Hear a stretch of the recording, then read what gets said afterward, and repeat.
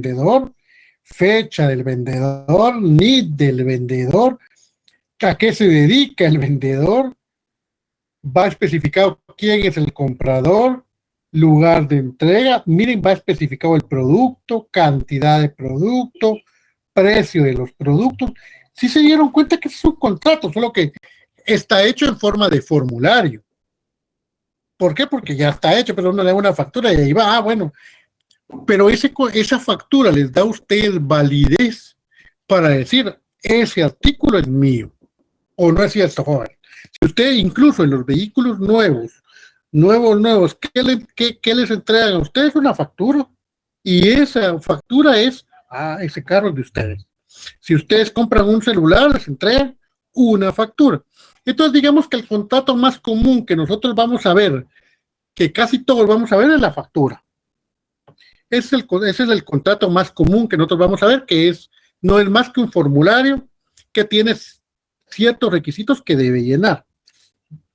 Entonces, por eso se dice que el contrato es una convicción jurídica manifestada en forma legal. O sea, es como cuando dicen, sí, yo quiero comprar esto, va, yo te lo vendo. ¿Cómo manifestamos eso? Aquí está tu facturita. Aquí está tu factura, mira.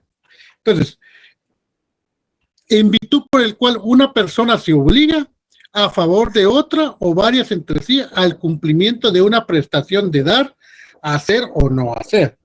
Por ejemplo, si yo vengo, cómo me gustaría tener 20 gigas de internet, voy ya sea a Claro, a Tigo, y creo que todavía por algún lado de Villanueva existe Cable Sur, va uno con ellos y pues presta un servicio. Entonces, uno se compromete a prestar ese servicio y el otro se compromete a pagar. Entonces, esos son contratos. Lo que pasa es que algunos contratos, aparte de la factura, llevan el propio contrato. Miren, un contrato es un acuerdo de voluntades, porque a mí no me obliga. ¿Será que yo voy a pagar eso? No, o sea, es voluntario. Un contrato, como hemos visto, es voluntario. ¿Por qué es voluntario? Porque también el negocio jurídico es voluntario. ¿Qué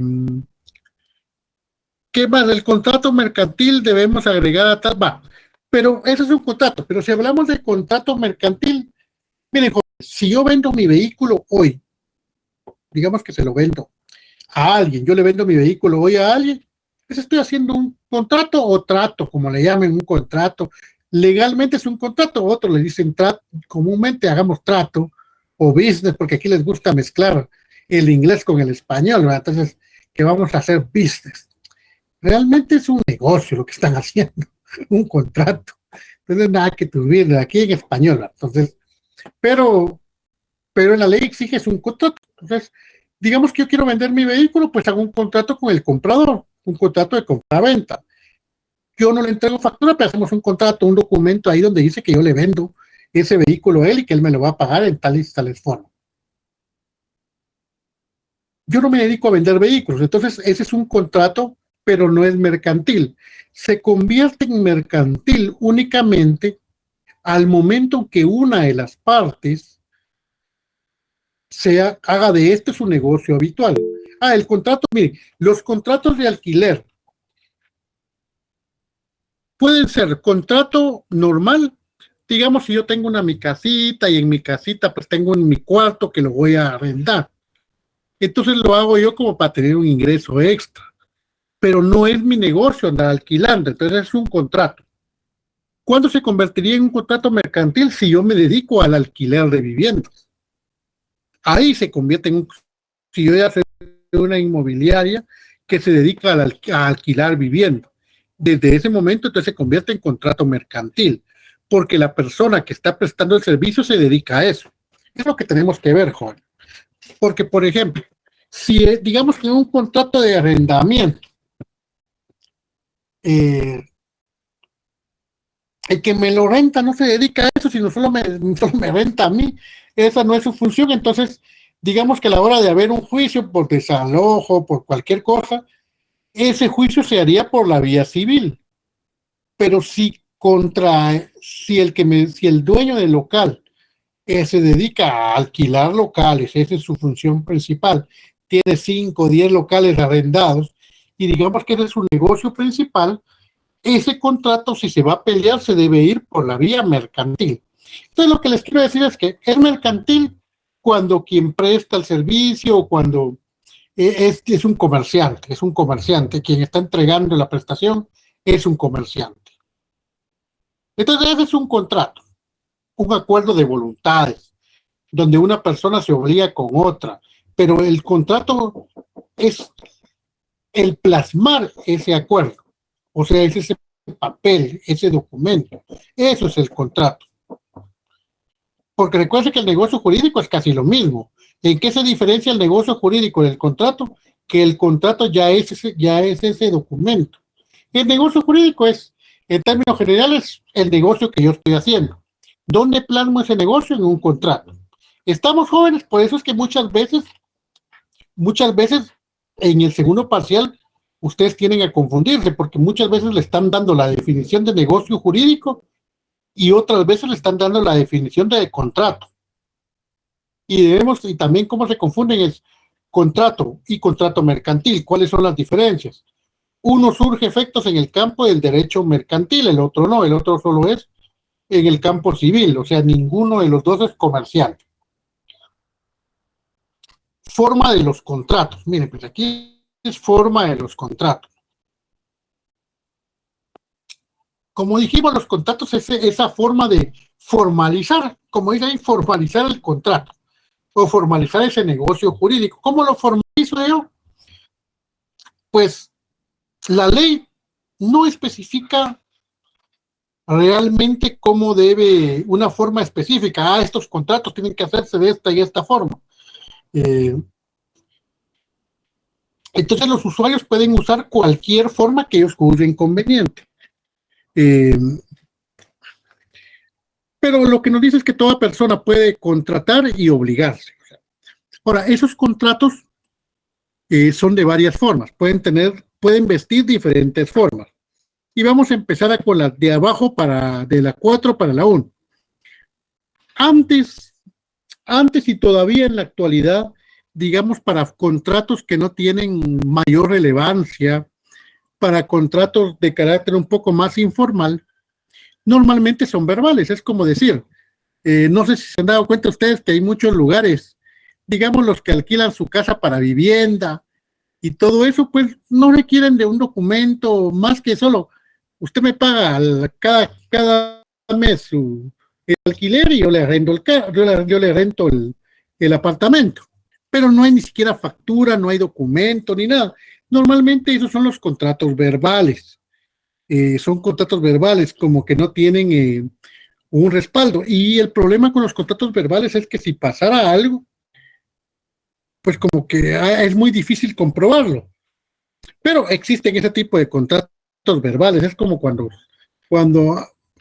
ustedes van con alguien que le va a construir algo o con un albañil o con un arquitecto, albañil más que todo, porque mire cuánto me hace esa paredita, yo se la hago en 200 quetzales, perfecto.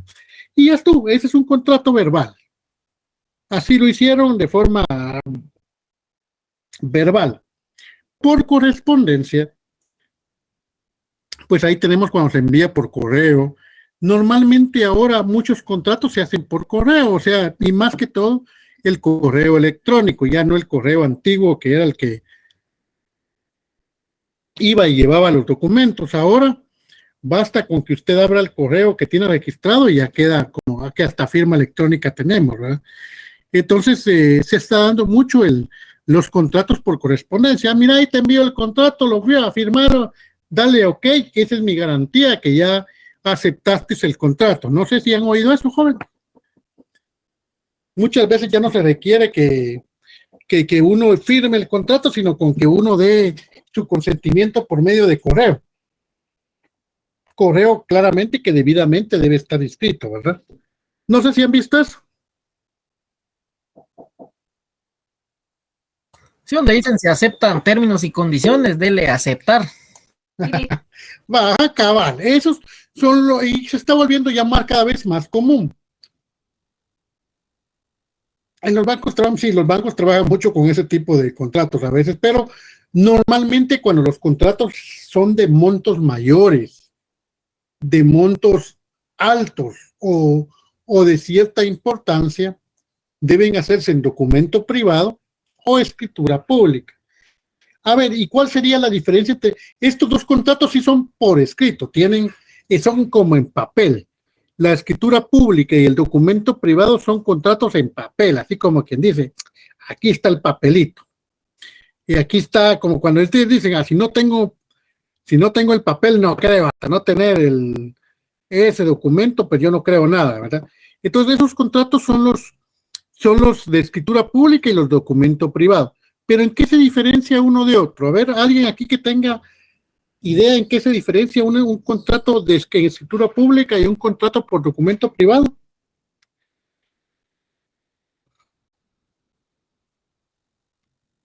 Nadie es abogado por acá. ¿No hay algún abogado o alguien que haya estudiado, que tenga sus 4 semestres en derecho? O no sé. Nadie, joven. Bueno, si no hay nadie, lo vamos a explicar. Casi le puedo dar.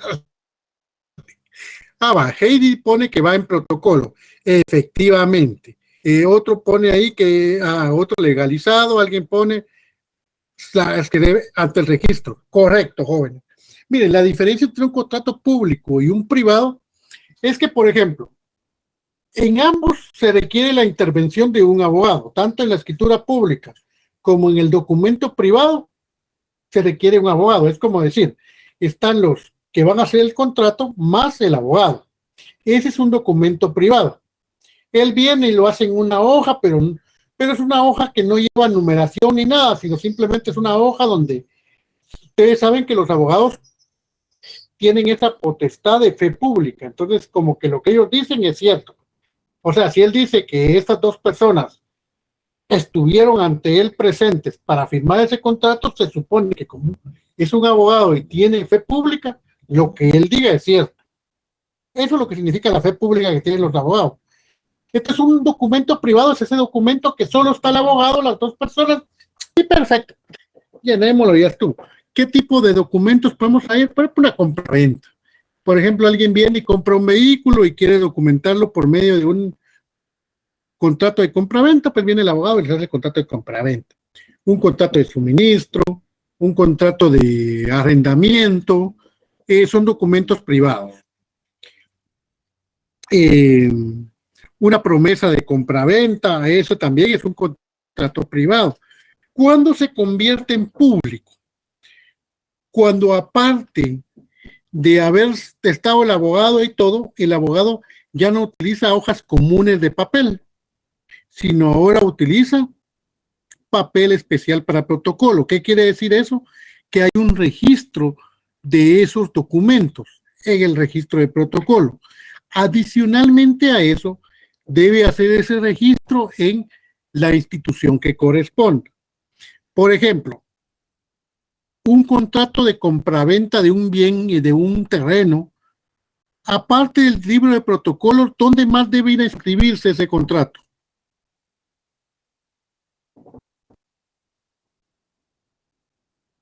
¿A dónde se debe llevar ese contrato, joven? Al registro de la propiedad, correcto. Alguien pone registro mercantil, ¿no? Al registro mercantil, solo si fuera, por ejemplo, un contrato de... A ver, jóvenes, ¿cómo se llamaba cuando uno hacía una sociedad? ¿Cómo se llamaba ese contrato? Tenía un nombre, recuérdense. ¿Qué contrato era ese? Cuando uno fundaba una sociedad anónima, ¿qué contrato era ese? Mercantil. Es un contrato mercantil, pero sí, pero es un contrato mercantil, es amplio, pero ese tenía un contrato mercantil, pero era un contrato de sociedad. Así se llamaba, contrato de sociedad mercantil. Ahí estamos, Carla. Se ha puesto atención, Carla. Se llamaba contrato de sociedad mercantil. Era mismo un documento donde estaba el abogado, los socios y que hacían ese contrato. Pero como era un contrato de sociedad, la ley exige que ese contrato de sociedad sea solemne. Entonces, debe inscribirse, entonces ya viene él y ya no usa un hoja, sino protocoliza ese contrato y lo inscribe, lo inscribe en el registro mercantil. y pues ya el registro mercantil le entrega patente de comercio, patente de sociedad y todo lo demás, ¿verdad? Entonces, esos son los contratos por escritura pública. Entonces, tenemos claro cuál es la diferencia entre uno y otro, jóvenes. La diferencia es que el contrato privado, pues solo está el abogado y las dos personas. O en su caso, si no hay abogado, el alcalde del lugar.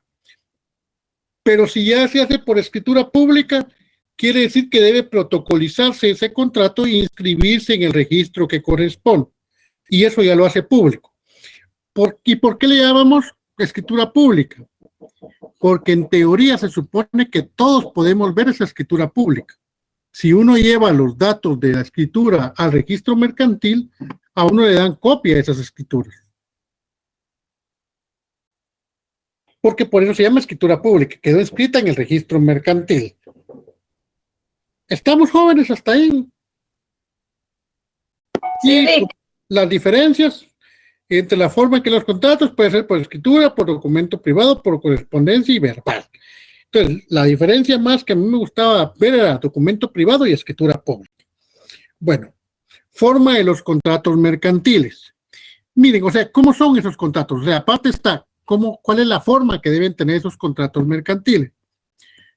Pues miren, la ley no establece un formato específico que, por ejemplo, primero va la fecha, de ahí el nombre, de ahí tiene que ir la cantidad, de ahí debe ir esto. Realmente no hay como una guía, como un patrón de, bueno, así se hace y ya estuvo. No, realmente para que tengan validez. Simplemente hay ciertas formalidades especiales que deben llenarse. O sea, tiene que ir la fecha, pero la fecha puede ir al inicio o al final del documento. No importa dónde, no hay una formalidad específica. Se pueden hacer tanto en el idioma nativo, en nuestro caso el español, como en inglés. Lo importante acá es que las partes quedan obligadas en la manera y los términos que quedó el contrato, ¿verdad? O sea, eso es lo que nos dice acá. Ahora, los contratos pueden constar en formularios, eso es lo que nos dice, en pólizas o en factura. Por eso es que les decía que la factura es un contrato mercantil, entonces la factura es un contrato mercantil, pero que ya está hecho con un formato. Lo mismo pasa con las pólizas de seguros. Las pólizas de seguros, pues ahí está, ya nos entregan, prácticamente uno solo va a firmar la póliza, ¿verdad? Y decir, bueno, si este es ahí, ya sabe el asegurado, y tanto el asegurado como el asegurante saben cuáles son sus obligaciones. En el caso del asegurado, pues pagar las cuotas, primas creo que se llaman, ¿verdad? Pagar las primas, y en el caso del seguro, pues en caso de siniestro, pues cubrir a lo que se comprometió. Entonces, esos son los contratos, esas son las formas de los contratos. Los contratos, pues entonces, pues está ahí no nada más, digamos. Interpretación de los contratos. Miren, esto ya está subido esto lo voy a subir ahorita en el Classroom y ya lo van a poder ver ustedes. Ahora aquí viene y nos habla cómo deben interpretarse los contratos. Miren, jóvenes, dice, las obligaciones y los contratos mercantiles, oiga bien, se interpretan y ejecutarán y cumplirán de acuerdo a los principios de verdad sabida y buena fe guardada. A ver, jóvenes, ¿qué es el principio de verdad sabida, jóvenes?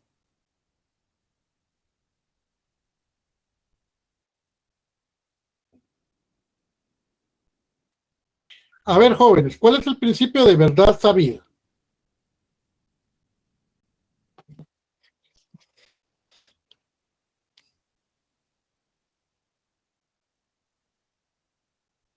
Les doy un ejemplo de un principio de verdad sabida, jóvenes. ¿Qué opinan? ¿O sí lo saben? ¿Es algo que ya se sabe, licenciado? Así más o menos es. Casi así es. A ver, ¿alguien? Miren, pues ahí les va el ejemplo más común. Miren, yo pongo ejemplos así para que se les recuerde. Es, por ejemplo, está una pareja de novios, pero ya son mayores de edad, digamos. ¿Qué pasa si meten las 4, jóvenes? De ahí no pueden alegar que no sabían qué iba a pasar. Ahí el patojo no puede decir, Ay, es que yo no sabía que así quedaba, así que yo no me hago cargo. No, ese es el principio de verdad sabida. Uno sabe qué es lo que va a pasar, joven, no puede alegar ahí, ay, yo no sabía eso, no sabía, como las mujeres, ay, yo no sabía que eso pasaba. Ya se sabe, jóvenes, aquí no, ya a la edad que tenemos, después de que tenemos 18 años, pues, ya debemos, por eso es que no se puede hacer contratos con menores. Entonces, ese es el principio de verdad sabida, o sea, aquí no puedo decir yo, ay, es que no sabía, es como cuando ustedes aquí, cuando quieren, ay, ¿por qué me fue mal en el examen? Pues si no estudiaron, ¿qué esperaban? El que no estudia iba a sacar mala nota, o sea, ese es el principio de verdad sabida, o sea, si estudian van a tener buena nota, pero si no estudian, ya se sabe que van a perder, jóvenes. Entonces, ese es el principio de verdad sabida. Y lo mismo pasa en un contrato, jóvenes. Así es la verdad, jóvenes, el principio de verdad sabida.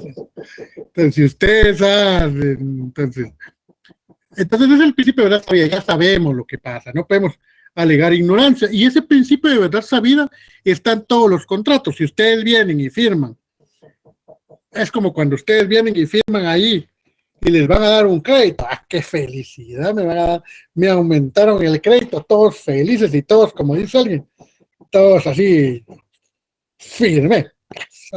Hasta todavía le hacen el golpecito así con el lapicero para la firma. Ah, fíjese que yo no sabía eso. Es como, por ejemplo, cuando en los contratos de seguros, por ejemplo, en los seguros se da mucho eso, al principio de verdad saben.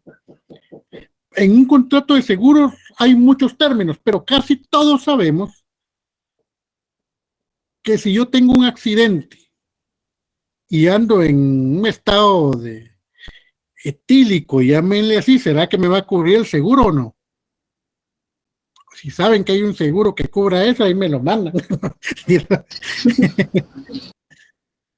Pero eso es, entonces eso es. Entonces, por ejemplo, ahí esos contratos se hacen con el principio de verdad sabida. Se supone que yo no debo manejar en estado etílico, en estado alcohólico, porque mi seguro no me va a cubrir, pues yo puedo decir, ah, no, usted, que yo no sabía que eso, y eso pasa, es lo mismo cuando sacan una tarjeta de crédito y se gastan, y ahí los hombres se lo van a gastar a otro lado y las mujeres terminan comprando un montón de cosas y de ahí endeudados. Entonces, es el principio de verdad sabida, ya se sabe, el contrato se sabe lo que lleva, no me lo pusieron a mí así como oculto, ¿no? Ese es el principio de verdad sabida. Y de buena fe guardada, a ver qué significa, joven. La buena fe guardada es que yo lo hago no con la intención de joder a alguien, llámele así, de afectar a la otra persona. Es, por ejemplo, yo le voy a vender este carro para que se vaya a chocar, pues va a bajar los frenos y todo eso. No, se supone que los negocios no se hacen con ese sentido, ¿verdad? No se hacen con el sentido de estafar a alguien, no se hacen con el sentido de afectar a otra persona. Se hace con el sentido, bueno, yo tengo un carro, lo quiero vender porque lo quiero vender. Entonces, bajo esos términos se deben interpretar los contratos que se hicieron bajo esos dos términos, que se sabía lo que se estaba negociando y que no se hizo nada con mala intención. Aunque muchas veces, jóvenes, con los seguros, hay que tener cuidado, jóvenes, porque yo siento que ellos a veces se aprovechan de la buena fe de uno, ¿verdad? Y no le dicen a uno todo, sino solo le dicen una parte. Y de ahí, y eso no lo cubría, pues, ¿saben dónde he visto yo mucho, dónde pasaba mucho antes eso, jóvenes? Y lo he visto, ajá, cabal, la letra chiquita. Y ahorita que me recordaron ustedes, en los seguros esos, no sé si han oído ustedes cómo la gente, cómo se queja con los seguros funerarios, jóvenes, no sé si lo han visto ustedes, o los contratos de servicios funerarios. Ah, que resulta que de repente no cubría eso, ¿verdad? Ah, pasó mucho en la época de pandemia, fíjese, jóvenes, ahí sí recuerdo yo que hubieron muchos contratos que, que las funerarias no cumplieron, por ejemplo. Ah, mire, pero ¿se recuerdan con lo de la pandemia? ¿Qué pasaba con las personas? Pero normalmente se cambió mucho aquello de entierros y ahora ¿qué pedía la gente, jóvenes? ¿Qué pedía la gente? Que pasó mucho con el COVID. Pues incineraban. Y resulta que muchos, pues las funerarias después terminaron cobrando eso adicional a mucha gente. Porque eso no lo cubre.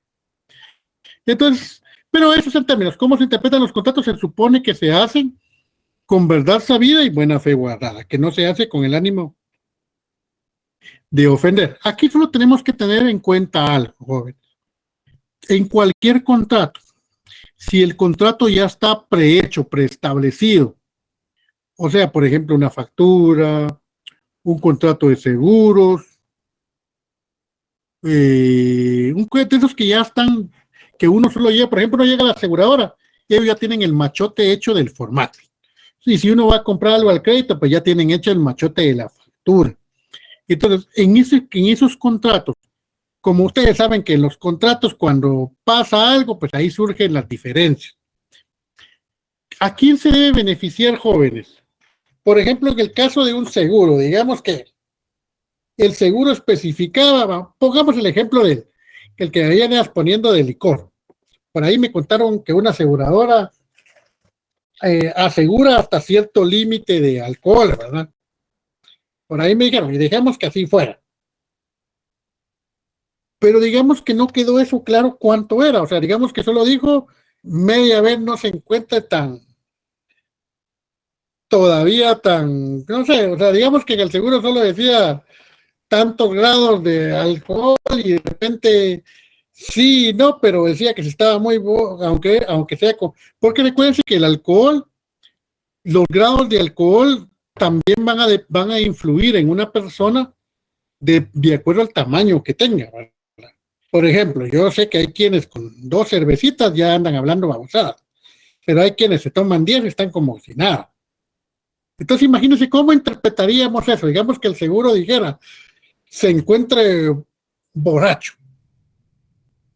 pero solo se tomó 2 cervezas y solo tomó una, o sea, y si dijera, el que se tome 5, o sea, que algo así, que surgiera una duda en ese contrato. ¿A quién creen que le darían la razón si no se sabe quién tiene la razón? Que el contrato dejó una laguna. ¿A quién hay que darle la razón, joven? ¿A quién le daría un juez la razón en el caso que esto se fuera a pelear hasta un juicio? ¿Qué dice la ley, jóvenes? Si existe duda, ¿a quién se va a beneficiar o a quién se le va? Bueno, mira, aquí existe duda. Puede que sí, como cuando dice puede que no. Ante la duda, se le da, dice, el sentido menos favorable para quien haya elaborado el contrato. ¿Quién elabora el contrato de seguro, jóvenes?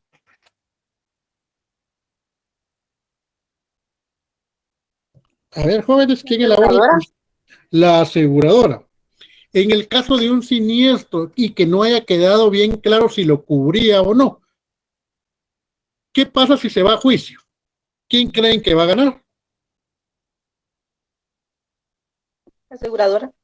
No, gana el asegurado. Pues digamos que no está bien claro si cubría o no ese siniestro. Entonces, mire, aquí, y el juez lo lee y tiene razón, no, esto no está claro. Puede que sí tenía razón la aseguradora, puede que no tenía razón la aseguradora, como dice alguien, puede que sí tenía razón el asegurado, pero puede que tampoco lo tuviera. Entonces viene el juez y dice, bueno, como no hay o quien, yo veo mitad la cosa, o sea, como que sí tiene razón él y sí tiene razón usted. Entonces dice, ¿quién elaboró el formulario? La aseguradora. Pues lo siento, como usted lo elaboró, usted debe haber dejado claro ese formulario, así que vamos a beneficiar a la asegurada. ¿Estamos, jóvenes? Así se deben interpretar los contratos. Si uno no hizo el formulario y hay dudas a favor de uno, si son dudas razonables, ¿verdad? Sí, se les quedó eso, ¿va, jóvenes? Ahí está. Eso, pregunta de examen. Sí, licenciado. Bien. Perfecto. Sigamos entonces. Entonces, miren, pues. Ahora miren, jóvenes, como todo contrato, jóvenes, son un montón de contratos. Imagínense, ustedes van a, bueno, creo que todos más de algunos, todos se han echado una su cervecita acá. Y difícilmente conozcan a los meros de esas.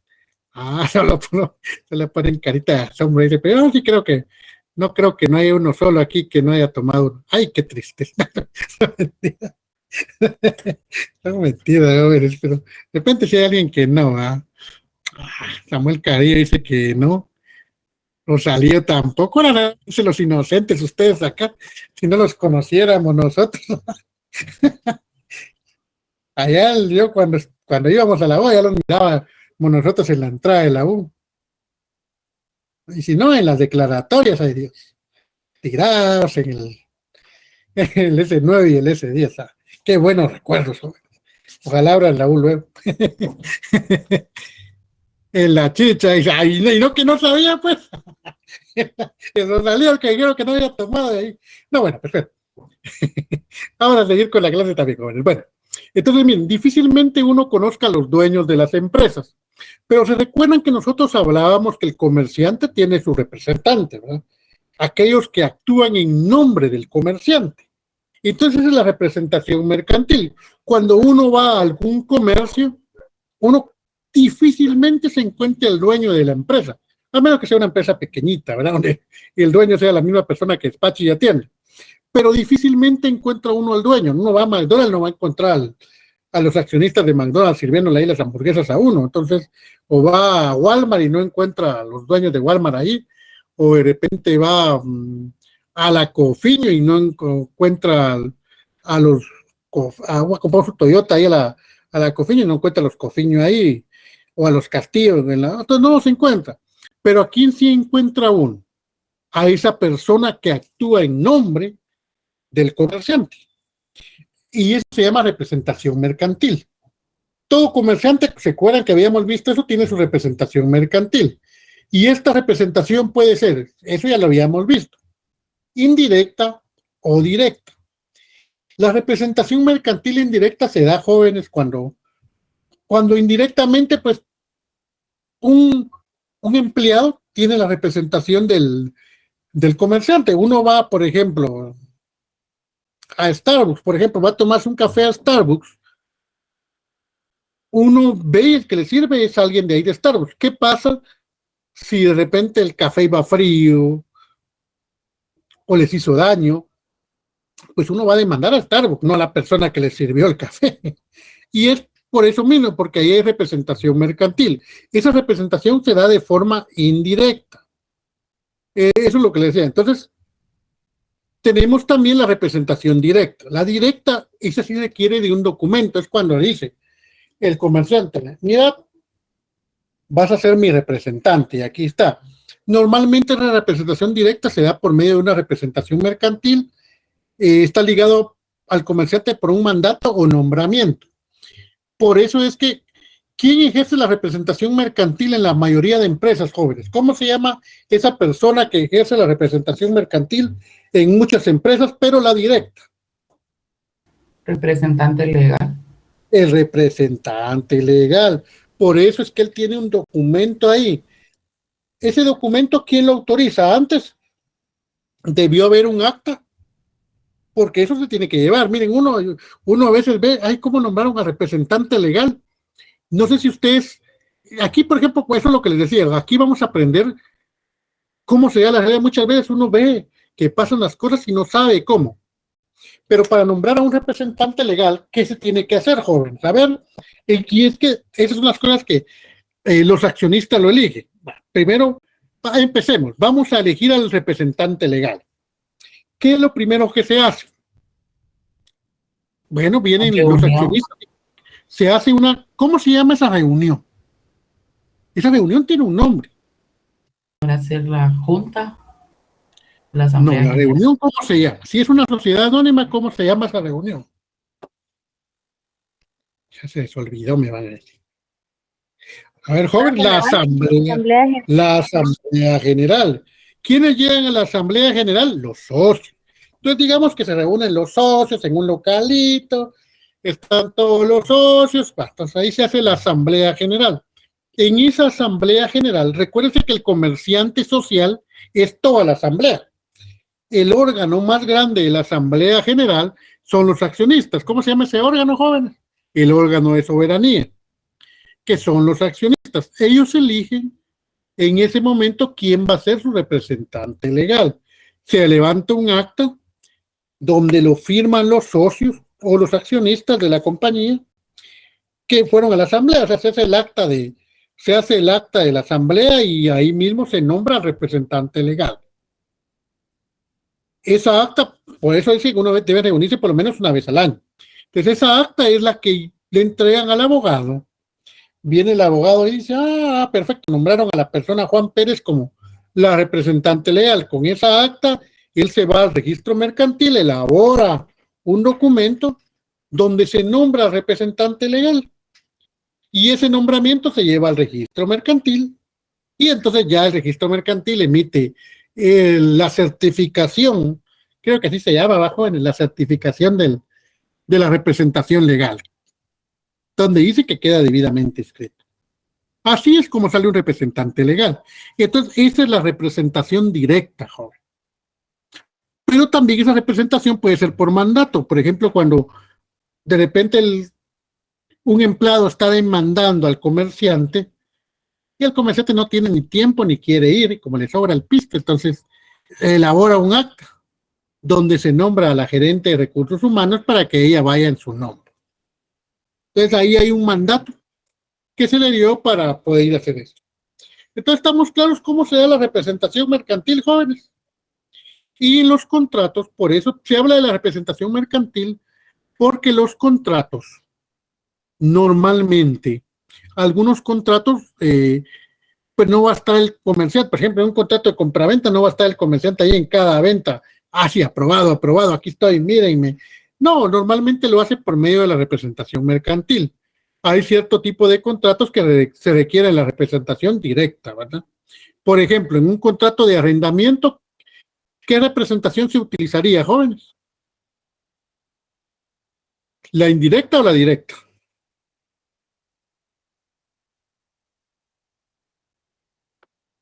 En un contrato de arrendamiento, ¿qué iría? ¿La directa o la indirecta?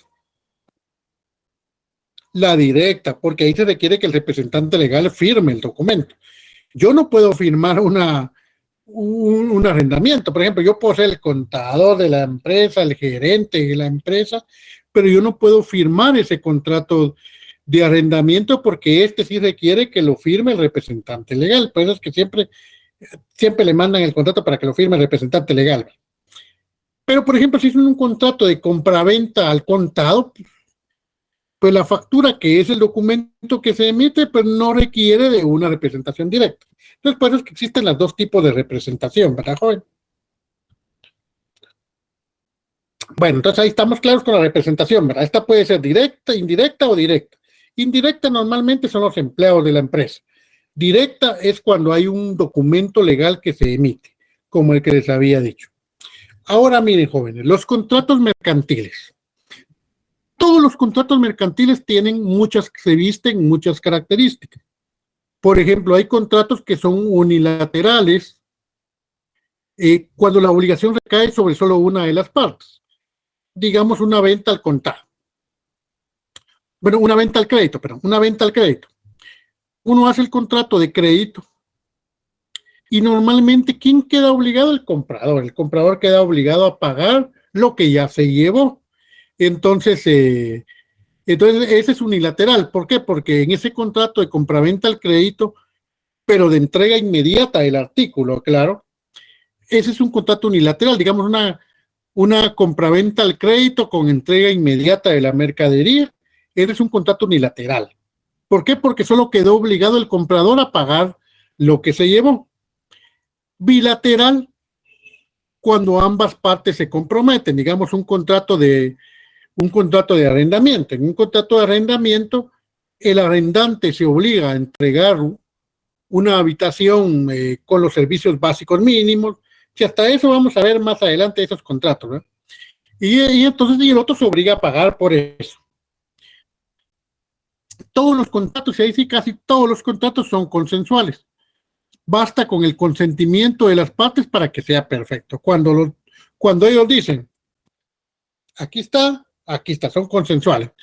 Con el consentimiento basta. Es como cuando, por ejemplo, alguien viene y compra un carro o el contrato como la compañía puso ahí, bueno, anteriormente habían puesto el contrato, la promesa de compraventa. Un contrato de promesa de compraventa es consensual, no es real, o sea, es consensual, porque con decir, va, yo te compro y me vas a pagar, perfecto, esa es una promesa de compra. Sí, yo te voy a comprar eso, no te preocupes, y el otro, sí, yo te voy a apartar eso. Para eso sirve el contrato de promesa de compra. Es como para reservar el artículo del bien. Uno se garantiza que el otro se lo va a comprar y el otro se garantiza que el otro le va a reservar el artículo. Entonces, ese es un contrato consensual. Basta con el consentimiento de las partes y el contrato queda aprobado. Pero un contrato real se refiere que ahí el contrato queda terminado y perfeccionado con la entrega de la cosa. O sea, por ejemplo, un contrato de compraventa. Yo pago el artículo y se perfecciona cuando me entregan el artículo. Es un contrato real. Ah, bueno, real. Ah, me estás entregando de una vez lo que me debes cuando ustedes van a comprar algo a algún almacén y todo. Esos son contratos reales de compraventa. ¿Por qué? Porque ustedes pagan y se llevan el producto. Son formales y solemnes, jóvenes, cuando la ley señala una forma o solemnidad especial para que tenga validez. Ejemplo, los contratos que deban inscribirse en el registro. Entonces, por eso les decía que un contrato formal y solemne es una compraventa de bienes inmuebles. ¿Por qué? Porque este va a quedar finiquitado cuando ese contrato se lleve al registro mercantil. Lo mismo que un contrato de sociedad mercantil queda legalmente terminado cuando se va al registro mercantil y se ingresa ese documento y entonces le emiten la patente de comercio y patente de sociedad. Vamos a ver aquí los contratos ahora. Principales y accesorios. Un contrato principal es cuando subsiste por sí solo. Y un accesorio, pues depende cuando tiene por objeto el cumplimiento de otra obligación, es decir, presupone la existencia de otro contrato o de una obligación. Vamos a poner aquí un ejemplo. Vienen ustedes y van a comprar computadoras en Estados Unidos. Muy bien, el contrato principal, ¿cuál es, jóvenes? El contrato de compraventa de computadoras, ¿verdad? Ese es el contrato principal. ¿Cuáles podrían ser los contratos accesorios, jóvenes? A ver, ¿qué contratos accesorios tendrían ustedes que hacer además del contrato de compraventa para que se pueda dar ese negocio? Ustedes van a comprar en el extranjero. ¿Qué otros contratos pondrían ustedes ahí? A ver, jóvenes. Las importaciones. Cuando hay otra obligación, aparte de la compra. Entonces, está el contrato de la compraventa. ¿Qué otro contrato es necesario para poder? O sea, yo compré en Estados Unidos. ¿Qué otro contrato nace junto con ese? Pero depende del contrato de compraventa.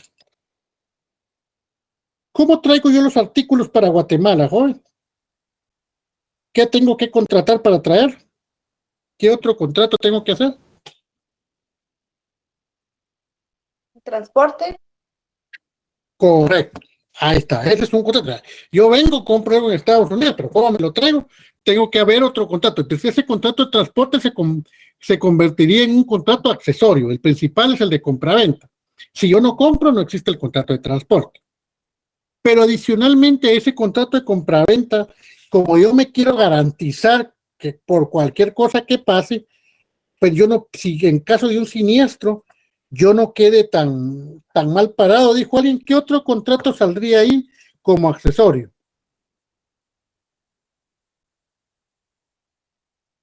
A ver, jóvenes, en un contrato de ¿Algún compraventa. pago de seguro de mercadería? Correcto, el pago del seguro.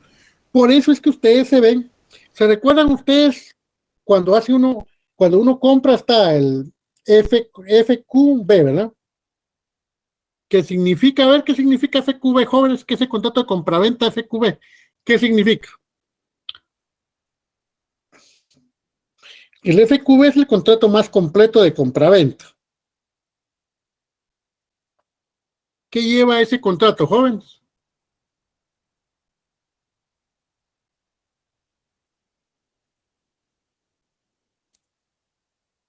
Nadie trabaja en importaciones, joven. El FQB, a ver, el FQB.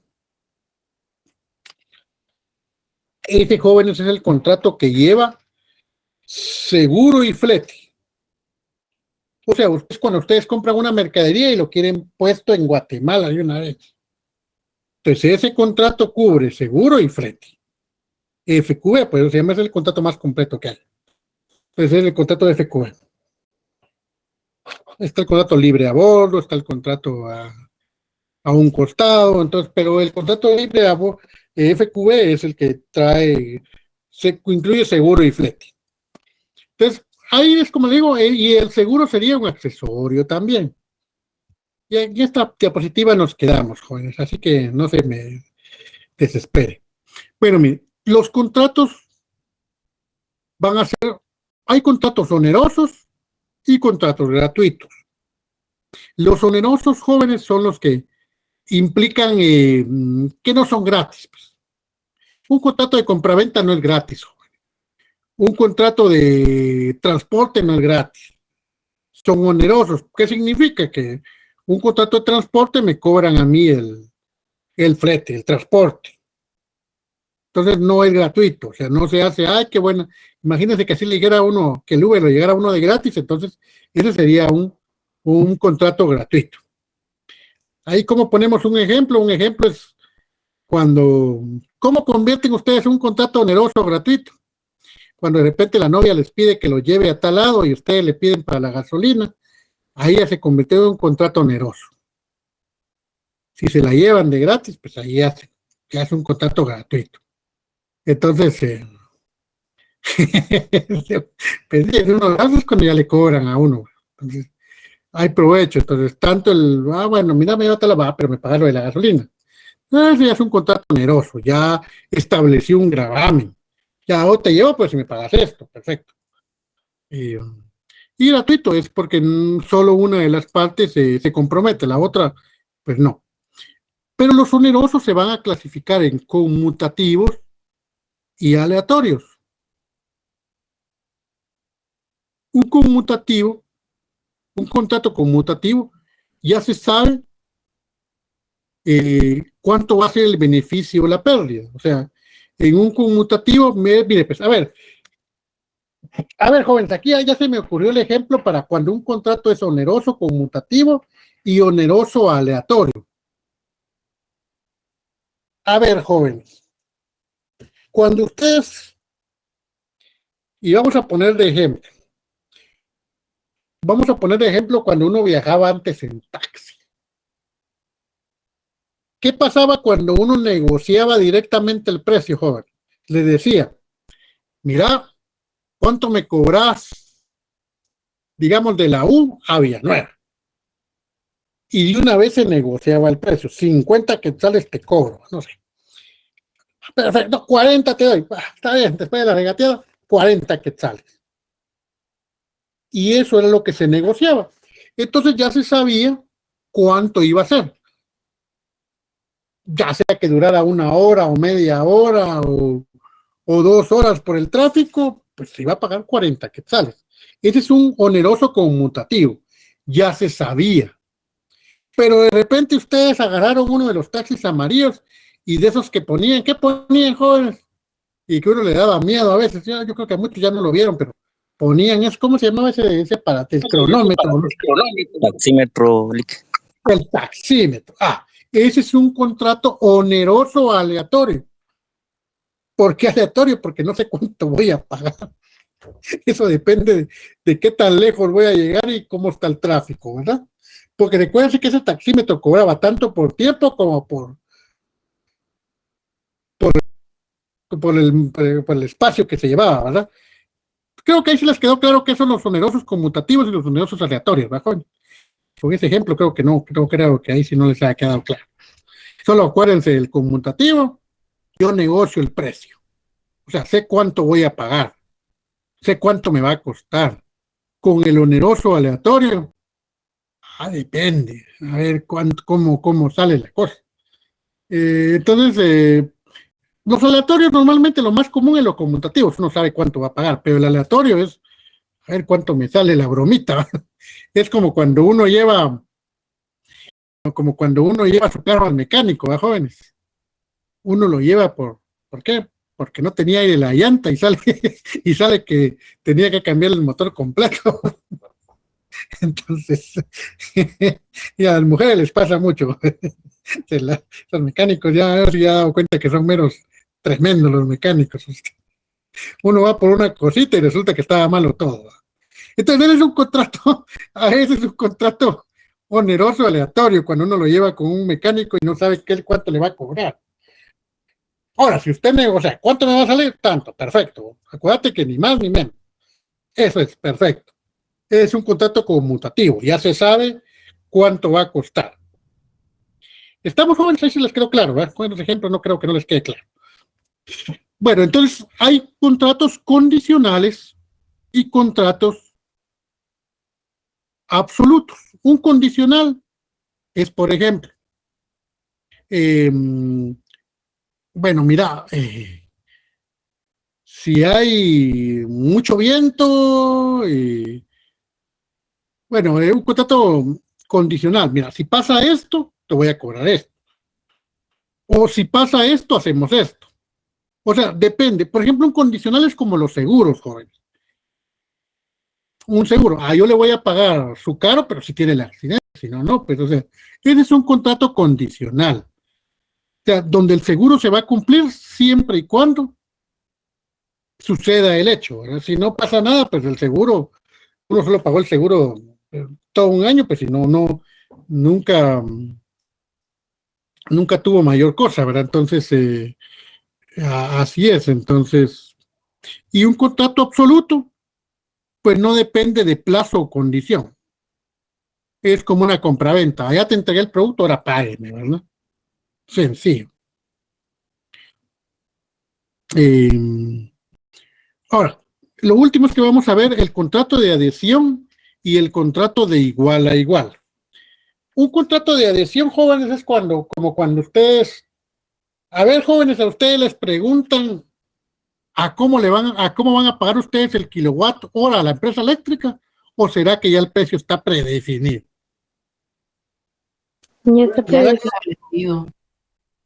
Ustedes ahí no pueden ir a regatear, ¿verdad, jóvenes? Este es un contrato de adhesión. Uno viene y solo se adhiere al servicio que ya está. Ya sabe cuánto tiene que pagar uno, pues, o sea, no hay pierde. Es como cuando ustedes contratan cable o internet. Ya saben cuánto tienen que pagar, no les van a ir a decir ahí, así que mire, ¿será que si consumo menos, será que si no veo tanto Netflix me cobra menos? No, ya está, ya se sabe cuánto. Es un contrato de adhesión. Uno se adhiere ya a las condiciones que están. Y un contrato de igual a igual es cuando ustedes van al mercado y van a regatear.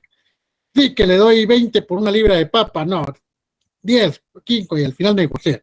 Entonces, en el igual a igual, las partes discuten libremente las condiciones del contrato.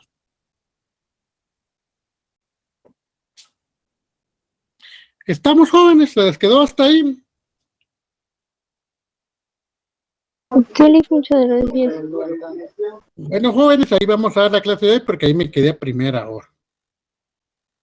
Nos vemos el día jueves en las clases, jóvenes. Ahí vamos a terminar estas diapositivas que solo quedan, 1, 2, 2 quedan y vamos a empezar con la otra y la otra la acabamos antes. Gracias, Lick. Feliz noche. Gracias. Bueno, feliz noche, jóvenes. Feliz noche, jóvenes. Nos vemos el día jueves. Feliz noche, jóvenes. Nos vemos el día jueves. Feliz noche.